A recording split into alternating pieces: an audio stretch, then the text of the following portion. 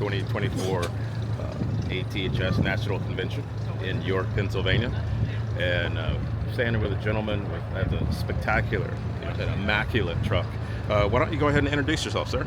My name is Constantin. I'm from Hamilton, Ontario. This is my 1989 International 9670 Eagle glider. Amazing. Well, let's go right ahead and take a look at what you brought to the show. Let's start with the front of the truck. Tell us about the bumper and everything else going back toward. Basically, with the glider, it was brand new. It was in a warehouse and put outside for a few years. So that's actually the factory bumper that came with it. Pretty much all the mirrors, the bracketry were on the truck. It was complete. Only thing that was missing was a radiator, one fuel tank, and the steering box when I received this glider. Okay, so I actually got some photos I want to put up so people can have a look at what you're talking about here. And so you said that when you got the truck, here we go. So we're looking at the truck here. Yes. And explain what we're looking at. So basically what happened was once we got the glider, of course the frame is never built, so the frame was longer. So we went to a certain length, which is about 204, so we don't have to put a hanger bearing in for the drive shaft. And then basically we drilled all the holes, put all the cross members in, then we sent it to a collision shop in St. Thomas, Ontario, where they blasted and painted it and clear coated it for me. Okay. This is back at our shop in Ontario. We started doing the assembly. Okay. So this is myself. I actually painted the cab myself, so it took about 8 months because I just did it when I had time. So it's in the back of our building, and then I started to mask it off and tape it and paint one color at a time. Okay. Well, this truck has come out amazing. So going back in here, what's the power plant? So the power plant is a 1989. I want to match the motor with the year of the truck, so it's a 1989 444 Cummins. Step time. What does that mean? I think it's just something to do with the injector, so that basically it stopped the engine from smoking so much with the step timing. Okay. If I got it correct. So looking at this, it's just amazing. I mean, there's nothing that has not been touched. And did you drive this from home base? Yes, from Ontario. We drove it on Wednesday morning. Myself and my friend Steven next door to me. We left around 11 o'clock in the morning, got here around 7, 8.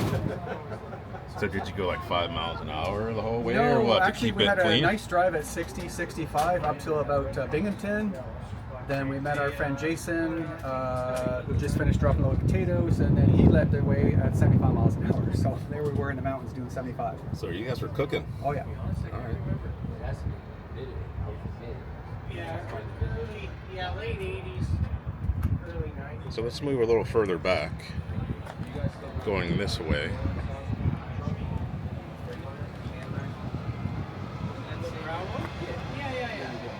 Yep. So, Old Man Miller. I see trucks all the time. Obviously, we just had Matt's a couple of months ago, and we get a chance to look at the quality of everything. I just can't get over how immaculate everything is. Was there a process on keeping everything as clean as it was as you were putting this together? Yeah, trying to keep it as original, maybe as they say, old school as possible. So basically, went with the dual exhaust. It came with a single exhaust on it. That's an 18-speed transmission. It was the Eaton Remand. And then basically went with Meritor 355 from the rear end, so they're 2015 rear ends in this truck. Okay. I did actually remove, it did come with the brand new battery box, which is usually at the back here. And I moved the electrical to this side, only so you can see the motor, make it cleaner. And this is a replica of my 9370, which is also a 1990 build, 89 build. So I copied the battery boxes off that truck. So they look identical, but just a little cleaner. And it's an international kind of battery box. So. Okay. What was the total time to put this together? Roundabout? I got it approximately 5 years ago, and I was working on a couple other projects, so just chipping away. I did want to do a really nice job, so obviously do that takes time, and I wanted to plan a few things and take my time to figure things out. And I was going with dual intake at the back, so there was all mock-up. I think I sent you a picture maybe that had the mock-up for the dual intake on the back. So I got away from that, and yeah, just took my time to try to figure out exactly how we wanted it. So would this be the first truck that you built, or this That's is probably the fourth? or fifth Okay. since like 92, 93. Okay. So why international? Just as a kid, I used to actually hang around National Shirt Canada, which was in Hamilton. Okay. And I got to watch the vehicles there. And in the evening, after the Union Steward went home, I was allowed to hang around the shop because I was only like 13 years old. And then they taught me how to work on the trucks driving when I was 13. So definitely international. From 75 on, that's kind of my era that I like and like the models and the stuff I grew up around and actually worked on there with the guys and hung out every night. Went on road tests, so that was probably the most fun part, actually going on road tests. So. Sure.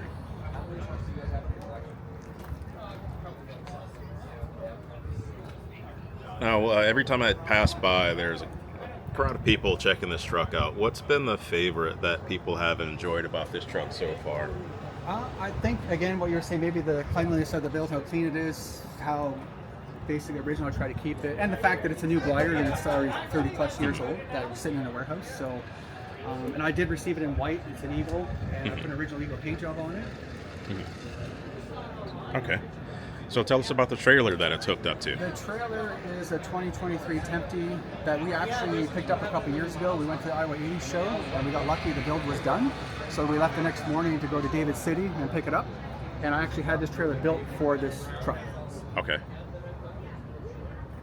So it's 42-foot hopper. I did a little bit of custom work on this thing also once we received it. And some Tempty people. Wade was really nice there. Did everything we asked for on this build also. Okay. Now, speaking of custom work, I think last night I came over and I got a chance to take a look at this at night. So we're going to have a look at some of the footage from last night's light show. As this runs, do you know roughly how many lights you have? The trailer, I know on the trailer I have 193 lights on the trailer, and on the tractor I did do one count at one point. I believe there's approximately 102 on the tractor at this point.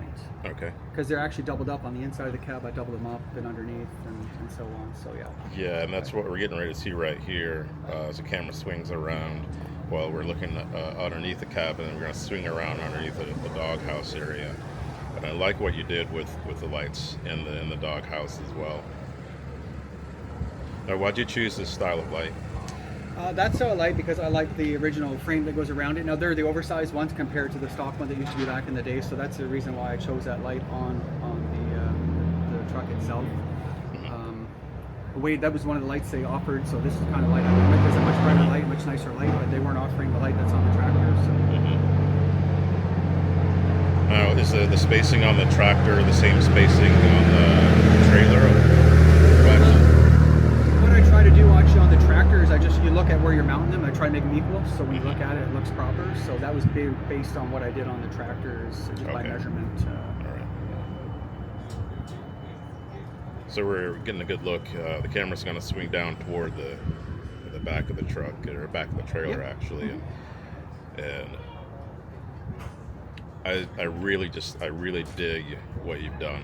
It's nice and clean and simple. We hear those words thrown around all the time, but when it comes together and it looks great like that, yeah, you just did a fabulous job. Yeah, that was one of the things we wanted to do there, just to clean up the bottom end so you don't see the brake chambers, the drums. They didn't put any dust shields on these trailers, so I built those light boxes with the Tempty on it, and we actually extended the back also. Okay. Made a 5.5 inch piece to hold the mud flaps a little lower, and then we added 9 more lights, I believe, on the back, on the bottom. Nice. Just brought the mud flaps down another 5.5 inches. Just makes it look a lot nicer. And once again, I went with the 4 flaps just to cover the axle and some of the stuff in the back that you can see, the brake chambers. Then we powder coated, so we actually removed the ladders, we removed the handle, removed the steps, and then we did powder coat red, and then put them back on again, just to break it up a bit because everything was kind of stainless or aluminum. I like it. And we actually had a custom tarp made for it because it came with a red tarp on it.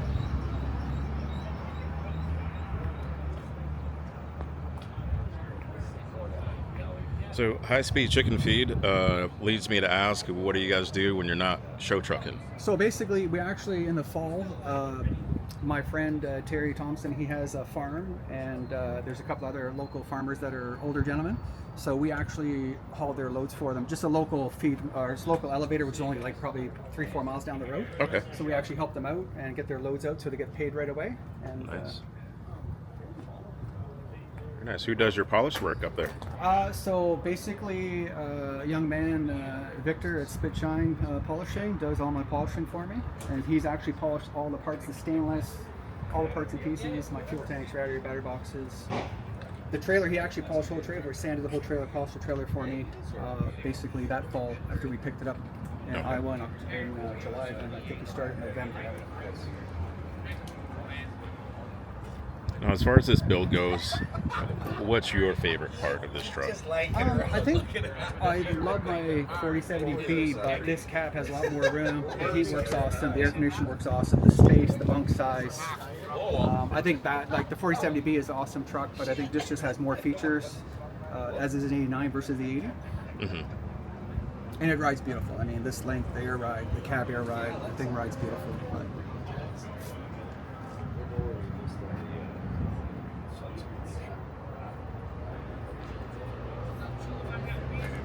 What's the plans for the truck once you leave the show? well, actually, when I do get home, I just want to do a little bit of work on. I think the injectors is a little too big for this motor. We're trying to bump it up, but I think it's just getting too much fuel. So when I get home, we're gonna go back to the stock injectors Okay. and just a little polish and clean. Okay. We got a couple more shows to go to before the fall. And then we'll get ready to do some corn and some beans. All right. Now, obviously the cab is jacked up right now. Yep. Is it much of a bother to lower it No. to look at the interior? No, I'm gonna crank it by hand because I didn't hook up the air Okay. on the. But it's only taking me a moment to put it down, and then, Okay. yeah, we're gonna look inside. All right. So I'll talk to some of the folks that are commenting Sure. right now while you Sounds put that good. down. Let's go back through the comments. Noof Dog, yeah, this is live. Last night I filmed that little section, and so I wanted the viewers to be able to see what I saw last night.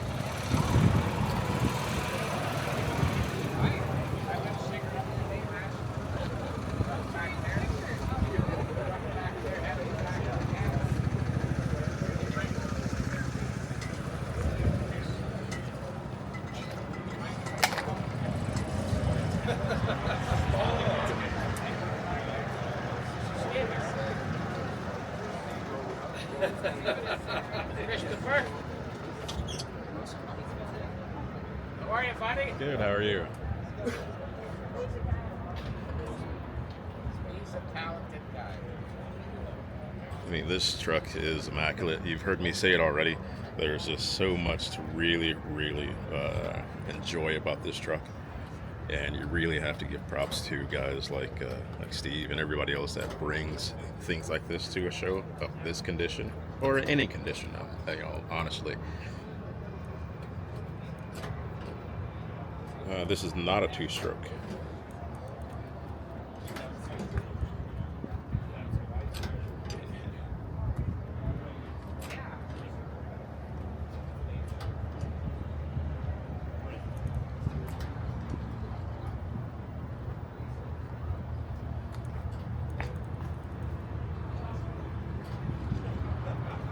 We're waiting for Steve to jack the cab down.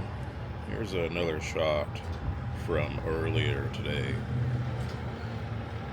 This is a drone shot, obviously, of this truck about 7 in the morning.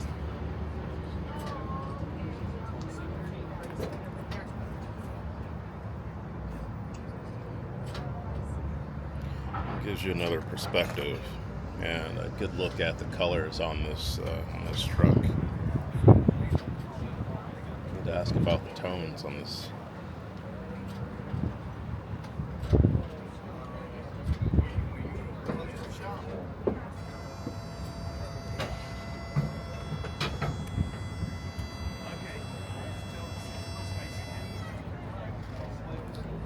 Okay, Steve has got the cab down, and once he clears a couple things out of the way, we're going to take a look at the interior, and he can describe what he's done with the interior.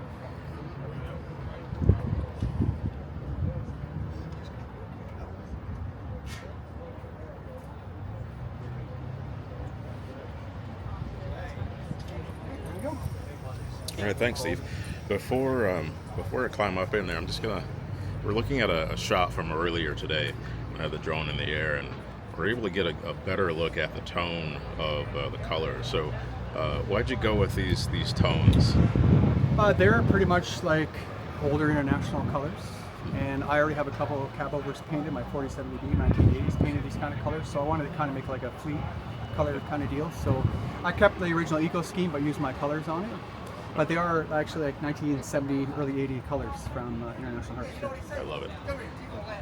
So now we're at the camera's aimed toward the inside of the cab. Tell us what you've done or what you're going to do. Absolutely done nothing inside. That's why I received it, because I got it with 0 miles on it, of course. So the only thing that was missing also when I got it was the shifter base and the shifter rod. So we got that from the donor. We bought a donor to find the parts or get the parts we needed to finish the truck, or just to mimic them or draw them and make them. But this is exactly where I received the truck. It was super clean when I got it. Talk about a time capsule. It's amazing.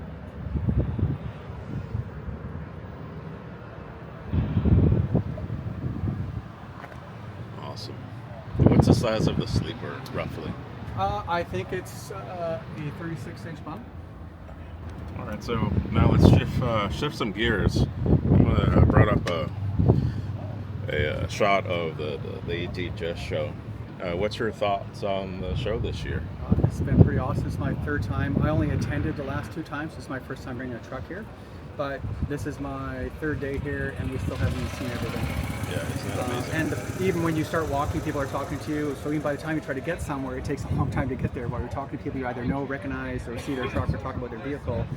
You need to be here when the show starts in order to even get a good grasp of what's going on here and get a feel, of the great people. We've had great conversation with everybody, a lot of great trucks here, a lot of great merchandise here. I've already bought like a ton of stuff, like stuff that we wouldn't ever see even where we are. So to come here even just to see what you can purchase or get where you're never going to get, all these vendors in one place is pretty awesome.